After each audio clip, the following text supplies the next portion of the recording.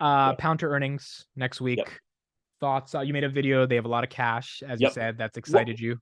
I I want to give you a good clip here for a short clip. One of the questions I keep getting asked about is what am I missing about Palantir? Why aren't we seeing big things happening? What is something they could do?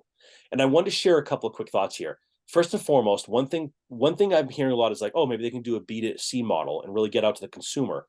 What I would argue that could be just as effective, but have massive scale and huge margins would be if they go to an OEM or ASL model. An OEM ASL model will allow them to scale across lots of platforms. What does that mean? Collective OEM ASL. OEM is essentially embedded in someone else's software or Okay. product. ASL is called application specific licensing, where it's the way they sell it only for a specific use case. So imagine, if you will, Palantir solves for 1,000 possible things. They'll allow Amit Software Corp to install it in their product for these three things only. If they want one of those three, they have to come to you and buy the full blown version from Okay. Palantir. So Interesting. it offers them the ability to get into other people's products, into other people's SKUs, into other people's offerings. That's one piece of it.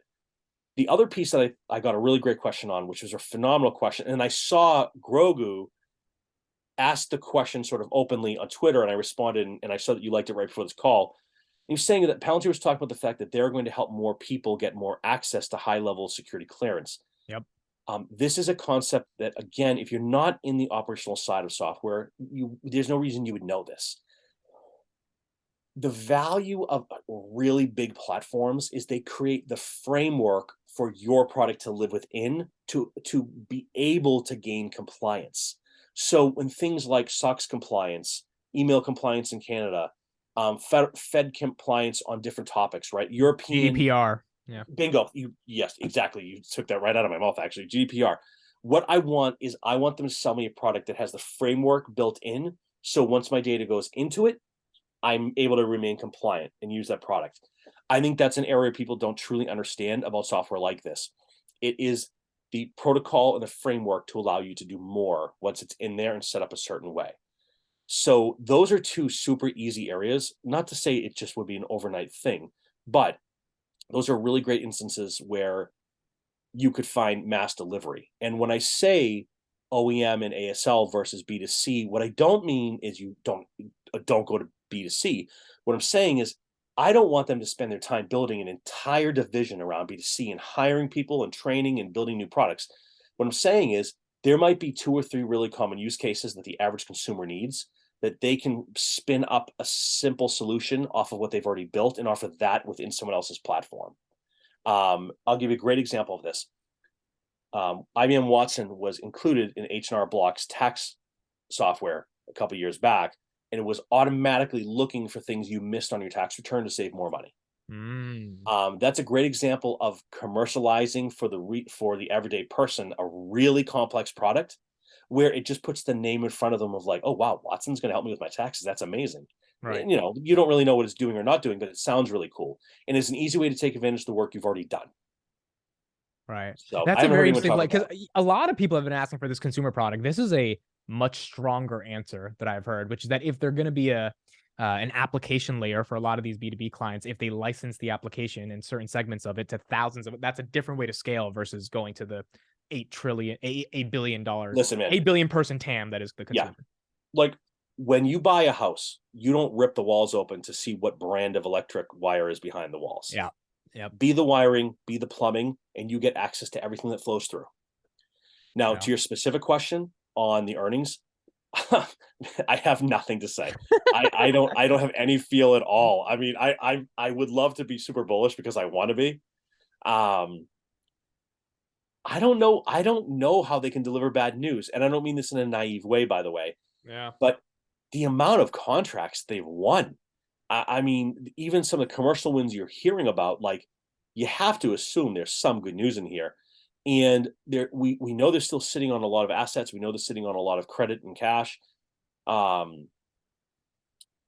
I don't know. I mean, unless the analysts are looking for something that's totally out of whack of reality, I feel like it's going to be a pretty decent report. But I'm also starting to get a feel for the fact that like we're just not moving around from a price perspective. Yeah. I preach this all the time, so I'm gonna preface this by saying I don't really care about stock price. I care more about the primary function of the company and the valuation there within. The derivative pricing is in fact the stock, et cetera, et cetera. But in this case, I want to talk about the stock because it has been stuck in a range now for quite some time. And it seems like no amount of good news is going to move it. And for the people who are getting frustrated by that, again, not financial advice, right? Sometimes when you're looking at something like this, it's very hard to think in terms of value because it isn't a specific product. You can't count how many, Palantir iPhones are going out the door, or how many loans Palantir has launched, or how many houses Palantir has sold.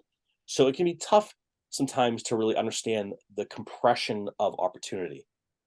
But I like to think about things in really simple ways. I imagine there's just a big spring under every company.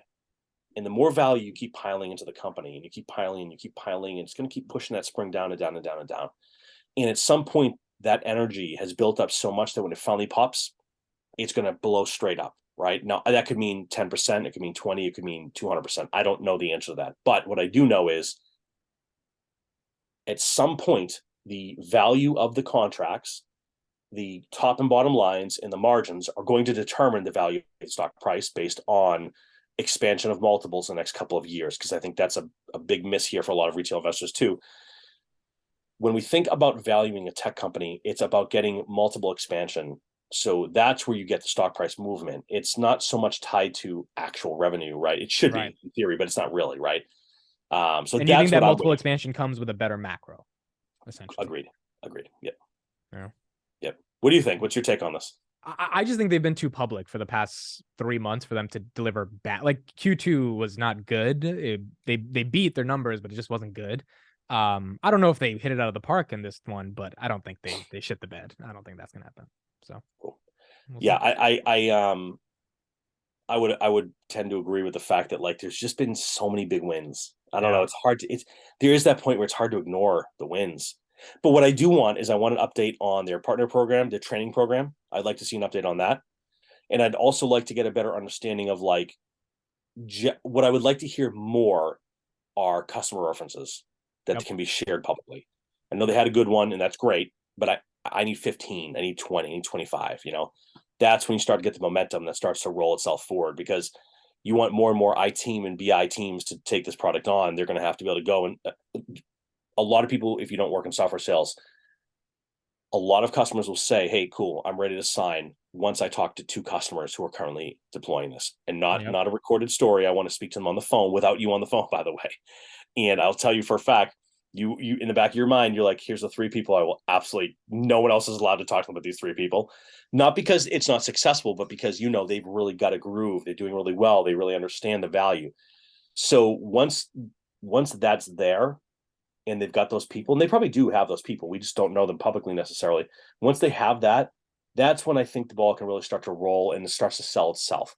Now it turns from a conversation about, do I need this product, into a conversation of like, how much am I going to pay, and what's my contract term going to look like, and what's my contract writing going to look like. That's when they start to really, get better and better and better. And they're still a relatively lean company. So even in the downturn in recessionary terms, things like T&E and headcount don't seem to be a major problem there.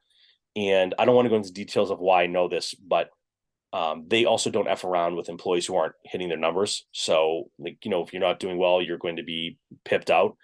And, that's something obviously a company that size has to take serious. So I've heard that from a few people I know that work there and have worked there. So. Okay. That's my take on that. Excited. Thank you all for listening and watching again. We really appreciate your attention. The feedback we get is awesome from you guys. Agreed. Yeah. Another week of not financial advice, and here to the next 365 weeks. We're gonna be doing it. Love it, baby. We got to get Gary Vee on for our 100th show. Oh man, you got to get him. We got to start putting it out there. I love it. All right, everybody. Thanks so much for watching, listening. See you on the next one. See you guys.